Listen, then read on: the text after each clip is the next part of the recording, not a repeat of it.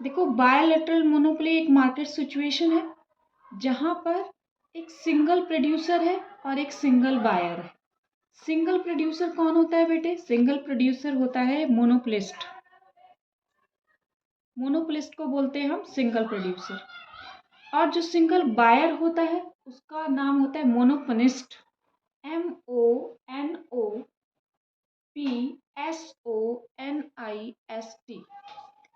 हम एक ऐसी मार्केट सिचुएशन मान के चल रहे हैं जहां पर मोनोपोनिस्ट है एक, जो कि सिंगल बायर है किसी भी कमोडिटी का, और जो मोनोपोलिस्ट है वो एक सिंगल सेलर है किसी भी कमोडिटी का। जो गिवन कमोडिटी है उसका price, output, profit determination bilateral monopoly. Bilateral monopoly किस तरीके से हो गई कि सिंगल बायर सिंगल सेलर। तो सिंगल बायर और सिंगल सेलर मिलकर किस तरीके से प्राइस, आउटपुट और प्रॉफिट का डिटर्मिनेशन करते हैं, हम ये इसके अंदर देखते हैं। तो फर्स्ट ऑफ ऑल यहाँ पर हम देख रहे हैं price, output, profit determination under bilateral monopoly. इसकी कुछ एजम्पशंस पहले हम देख लेते हैं। फर्स्ट एजम्पशन यहाँ क्या है कि जो कमोडिटी है वो सिंगल कमोडिटी है, एक ही कमोडिटी है, और जो कमोडिटी है उसके कोई भी क्लोज सब्स्टिट्यूट भी नहीं है। No close substitute of this commodity. Second, जैसे मैंने अभी आपसे बोला कि सेलर क्यों कौन है? वन। तो वन सेलर है, वन सेलर को हम क्या बोलेंगे? मोनोपोलिस्ट। नेक्स्ट हमने देखा वन बायर है, वन बायर है उसको हम बोलेंगे मोनोपोनिस्ट। मोनोपोनिस्ट और मोनोपोलिस्ट, इनका एम क्या है? इन दोनों का एम है प्रॉफिट को मैक्सिमाइज करना। तो दोनों का एम क्या है? Profit maximisation. चार इसकी सिंपल हमारी एजम्पशंस हैं। एंड आफ्टर दैट हम देखते हैं किस तरीके से दोनों मिलकर प्राइस एंड आउटपुट का डिटर्मिनेशन करते हैं, और दोनों का ही एम यही है कि वो दोनों अपने प्रॉफिट को मैक्सिमाइज करना चाहते हैं।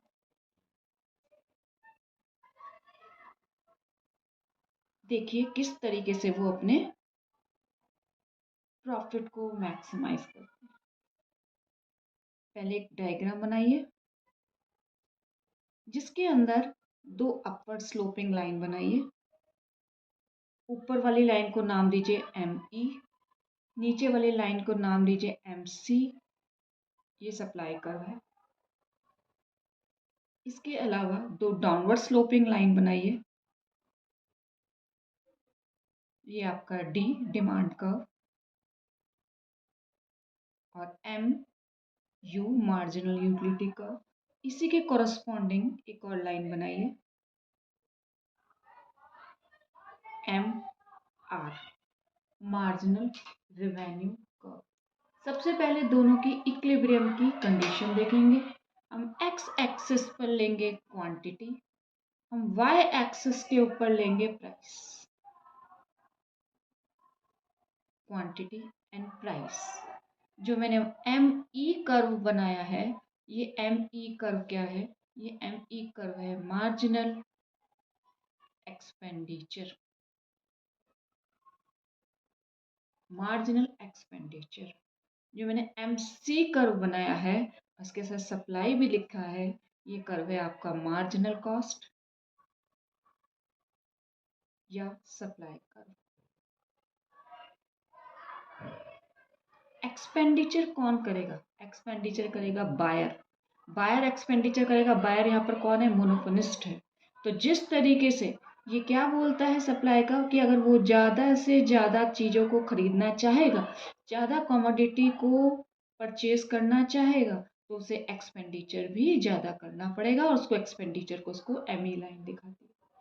इसी तरीके से ये D या मार्जिनल यूटिलिटी कर्व है। आपको पता है कि मार्जिनल यूटिलिटी कर्व डाउनवर्ड होता है। कारण क्या है कि जैसे जैसे एक्स्ट्रा यूनिट को आप कंज्यूम करते जाते हैं उसकी यूटिलिटी डाउन होनी शुरू हो जाती है। ठीक है, ये MU कर्व है, ये MR कर्व है। MU का मतलब क्या है? यहाँ पर मार्जिनल यूटिलिटी।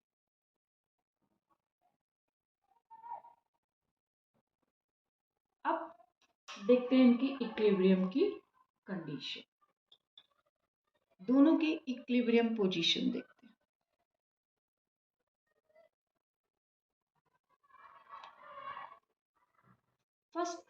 मैं लेती हूँ इक्विलिब्रियम पोजीशन किसकी, मोनोपोलिस्ट की। यहाँ पर देखिए एक पॉइंट आ रहा है, ए पॉइंट, ठीक है। इसी तरीके से हम डिफरेंट डिफरेंट पॉइंट्स ले लेते हैं। मान लीजिए मैंने इसको एफ नाम दे दी, इक्विलिब्रियम की पोजीशन है इसलिए मैं इसको ई ले लेती हूँ। इस इक्विलिब्रियम से एक लाइन खींची और ये जो लाइन आपकी गई ये यहाँ तक गई ऊपर, इस पॉइंट के ऊपर यहाँ लिया एस, इसी लाइन को मैंने आगे बढ़ा दिया, इस लाइन को मैंने ले लिया आपका P1। इक्विलिब्रियम की कंडीशन जहाँ MC ने MR को काटा, that is the condition of equilibrium. तो जो आपका E पॉइंट है वो किसकी इक्विलिब्रियम की कंडीशन है, मोनोपोलिस्ट की इक्विलिब्रियम की कंडीशन है। मोनोपोलिस्ट की जो इक्विलिब्रियम की कंडीशन है वो है MR इक्वल्स टू MC, और ये कंडीशन है MR इक्वल्स टू MC। कितना प्राइस चार्ज हो रहा है, जब MR MC के इक्वल है तो प्राइस मेरा आ गया OP1, और जब OP1 प्राइस आ गया तो क्वांटिटी अगर मैं देखूं तो कितनी क्वांटिटी यहाँ पर हम दिखा रहे हैं, OM। कंडीशन क्या है, प्राइस आया OP1, क्वांटिटी आई मेरी OM। OP1 प्राइस पर OM क्वांटिटी को सेल कर रहा है मोनोपोलिस्ट, ठीक है। ये कंडीशन है जहां पर आपका MC कर्व जो है MR कर्व को इंटरसेक्ट करता है। सेकंड प्रॉफिट मैक्सिमाइजेशन कंडीशन हम देखते हैं मोनोपोलिस्ट की। अब पहले मैंने मोनोपोलिस्ट की देखी, अब मैं आपको सेकंड कंडीशन बोल रही हूँ मोनोपोलिस्ट। मोनोपोलिस्ट की जो इक्विलिब्रियम की जो पोजीशन है वो पोजीशन हम यहाँ पर दिखाते हैं। एक और पॉइंट मैं भी बनाने वाली हूँ जिसको मैं नाम दूंगी P पॉइंट, या वो कर्व होगा जहाँ मार्जिनल एक्सपेंडिचर कर्व डिमांड या MU कर्व को इंटरसेक्ट करेगा या उसके इक्वल होगा। इसी कंडीशन को, जो कंडीशन मैंने आपसे बोली B पॉइंट की कंडीशन, हम यहाँ पर क्या मैंने बोला आपसे, मार्जिनल एक्सपेंडिचर यानी कि मार्जिनल एक्सपेंडिचर और DMU कर्व एक दूसरे को इंटरसेक्ट करेंगे, और ये कर्व आ गया यहाँ पर, मार्जिनल एक्सपेंडिचर और DMU कर्व एक दूसरे को इंटरसेक्ट कर रहे हैं B पॉइंट के ऊपर। इस कंडीशन के ऊपर एक लाइन बिल्कुल नीचे खींची मैंने, इसको नाम दे दिया OQ। बिल्कुल क्लियर आपको दिख रहा होगा यहाँ पर कि प्राइस कितना है आपका। अगर प्राइस की बात करूं तो B और Q, मैं लाइन नहीं खींच रही यहाँ से, B और Q प्राइस है, प्राइस आ गया B और Q। क्वांटिटी कितनी है, क्वांटिटी आ गई O और Q। मोनोपोलिस्ट की इक्विलिब्रियम कंडीशन, मोनोपोलिस्ट की इक्विलिब्रियम कंडीशन, और दोनों ही कंडीशन में अगर आप देखें तो यहाँ पर देखिए जो आपका मोनोपोलिस्ट है उसकी कितनी है BQ प्राइस, और इसका SM प्राइस की कंडीशन हम यहाँ पर दिखा रहे हैं, ठीक है। वो जो आपका मोनोपोलिस्ट है वो जब प्राइस देगा तो वो MC कर्व के अकॉर्डिंगली प्राइस देगा, क्योंकि एक्सपेंडिचर वो हमेशा कम करना चाहेगा। बायर क्या चाहता है, वो जितनी भी प्राइस डिफाइन करता है वो किसके अकॉर्डिंग करता है, मार्जिनल कॉस्ट के अकॉर्डिंग। तो मार्जिनल कॉस्ट के अकॉर्डिंग अगर वो प्राइस डिसाइड करता है तो ये जो प्राइस आया ये मेरा इस पॉइंट के ऊपर आया, यहाँ से मैंने एक लाइन खींची जो वाई एक्सिस को टच करती है OP2। इस पॉइंट को मैंने नाम दे दिया A पॉइंट, क्योंकि वो क्या है, वो एक मोनोपोलिस्ट है और वो अपना प्राइस BQ के अकॉर्डिंगली सेट नहीं कर सकता एक्सपेंडिचर, वो अपना प्राइस किसके अकॉर्डिंग सेट करेगा, MC के अकॉर्डिंग। तो लास्ट में जो उसका प्राइस सेट होगा वो कैसे सेट होगा, OP2 ना कि BQ। इट मीन्स कि एक जो मोनोपोलिस्ट है वो कम प्राइस देने को रेडी है, जबकि जो मोनोपोलिस्ट है जो सेलर है वो ज्यादा प्राइस लेने के लिए रेडी है। क्यों, क्योंकि OP1 is greater than OP2, condition आती है दोनों की। अब प्राइस कहां पर डिसाइड होगा, प्राइस इन दोनों के बीच में कहीं पर डिसाइड होगा। प्राइस इन दोनों के बीच में कहाँ डिसाइड होगा, ये डिसाइड करेगा, क्योंकि दोनों डिसएग्रीमेंट होंगे अपने अपने प्राइस के अकॉर्डिंगली। तो ये प्राइस जो डिसाइड होगा वो इस तरीके से डिसाइड होगा कि दोनों का प्रॉफिट मैक्सिमाइज हो या दोनों की बार्गेनिंग पावर क्या होगी उसके अकॉर्डिंग प्राइस डिसाइड होगा। अगर हम थियोरेटिकल व्यू पॉइंट देखें तो इनडिटर्मिनेंसी आ जाती है मार्केट के अंदर एक्चुअल में। एक्चुअल क्वांटिटी जो प्रोडक्ट की सेल हो रही है या और जो उसका प्राइस डिपेंड करता है वो उन दोनों की बार्गेनिंग स्ट्रेंथ के ऊपर डिफाइन करेगा। अगर ज़्यादा बार्गेनिंग स्ट्रेंथ होगी मोनोपोलिस्ट की तो प्राइस चला जाएगा OP1 के पास, और अगर प्राइस ज़्यादा बार्गेनिंग पावर होगी आपकी मोनोपोलिस्ट की यानी कि बायर की तो प्राइस चला जाएगा OP2 के पास। इसका मतलब कहीं पर OP1 और OP2 के बीच में कहीं पर प्राइस डिफाइन होगा।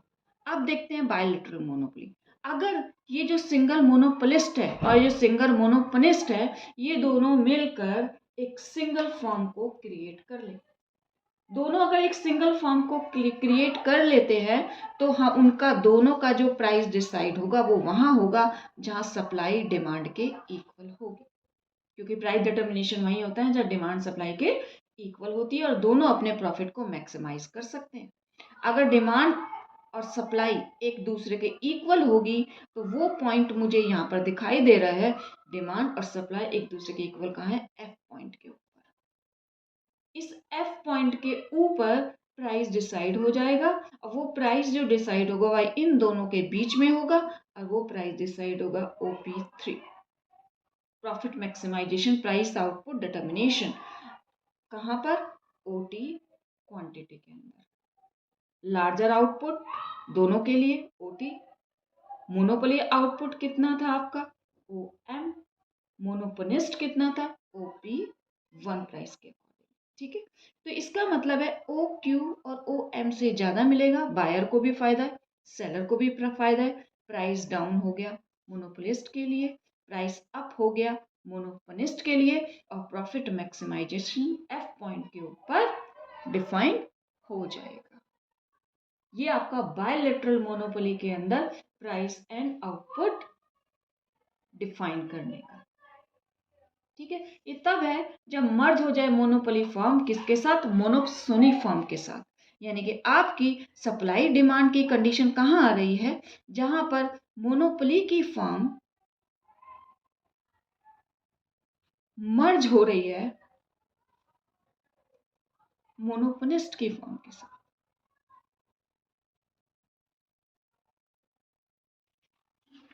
लेकिन इस कंडीशन के अलावा भी कुछ सॉल्यूशन बायलैटरल मोनोपोली के अंदर बताए गए, और वो किसने बताए हैं, वो कुछ आपके जो इकोनॉमिस्ट थे उन्होंने एक जॉइंट प्रॉफिट मैक्सिमाइजेशन इस केस के अंदर भी डिफाइन किया, जो मैंने तुमसे अभी बताया। इसी को एक दूसरे डायग्राम के अकॉर्डिंगली अगर मैं देखूं तो यहाँ पर जॉइंट प्रॉफिट मैक्सिमाइजेशन की जो कंडीशन है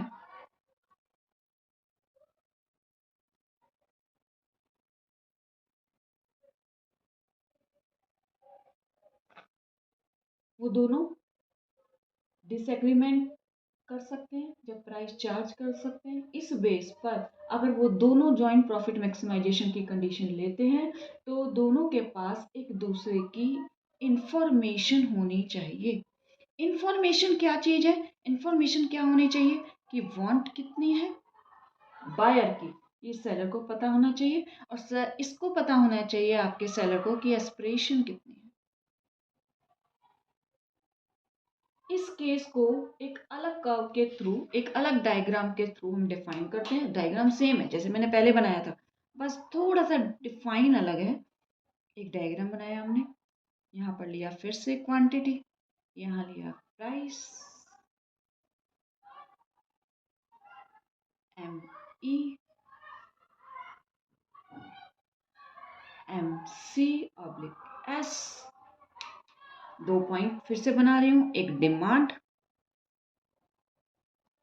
मार्जिनल यूटिलिटी और MC के साथ MR मार्जिनल रेवेन्यू का इक्विलिब्रियम पॉइंट, जहां MR MC को काटता है, that is the point of equilibrium E point. इस E पॉइंट के साथ एक लाइन बना,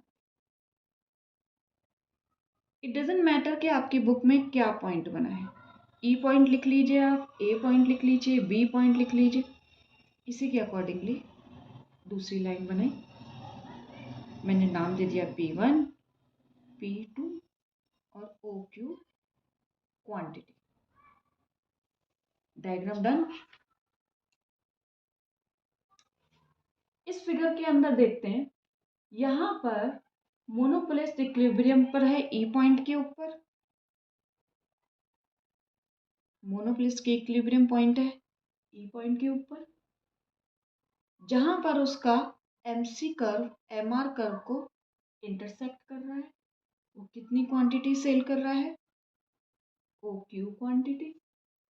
कितना प्राइस वो चार्ज कर रहा है, OP1 प्राइस वो चार्ज कर रहा है इसके ऊपर। मोनोपोनिस्ट के इक्विलिब्रियम की कंडीशन देखी जाए, वो पॉइंट बी है। पॉइंट बी कहां पर है, जहां पर उसका डिमांड या मार्जिनल यूटिलिटी कर्व इक्वल है ME कर्व के। ये जहां पर मेरा पॉइंट दिखाई दे रहा है बी पॉइंट के ऊपर, MU कर्व ME कर्व के इक्वल है। तो वो कितनी क्वांटिटी, OQ क्वांटिटी परचेज करने के लिए रेडी है। और प्राइस कितना दे रहा है, वो क्वांटिटी आपकी आ गई OQ और प्राइस कितना आ गया आपका OP2 प्राइस। फिर वही कंडीशन आती है, दोनों की बार्गेनिंग पावर या बार्गेनिंग स्ट्रेंथ के ऊपर डिफाइन करेंगे। प्राइस कहाँ डिसाइड होगा, कहीं OP1 और OP2 के बीच में, जो इनडिटर्मिनेंट है। लेकिन अगर जॉइंट प्रॉफिट देखा जाए इन दोनों का, तो जॉइंट प्रॉफिट कैसे निकालते हैं, प्राइस इनटू क्वांटिटी। तो प्राइस मेरा कितना आया, P1 P2 इनटू में OQ क्वांटिटी। ये जो आपकी टोटल जो प्रॉफिट इनका आया, ये दोनों के बीच में, मोनोपोनिस्ट और मोनोपोलिस्ट दोनों के बीच में डिवाइड हो जाएगा। डिवाइड कैसे होगा, रेशो के अकॉर्डिंगली। अगर रेशो के अकॉर्डिंगली इसे डिवाइड किया जाएगा दोनों के बीच में, तो किस तरीके से डिफाइन होगा, ये डिवीजन जॉइंट प्रॉफिट के अकॉर्डिंग होगा। और जॉइंटली ये सब पॉसिबल नहीं है, ये केवल थ्योरेटिकल सॉल्यूशन है हमारे इकोनॉमिस्ट का।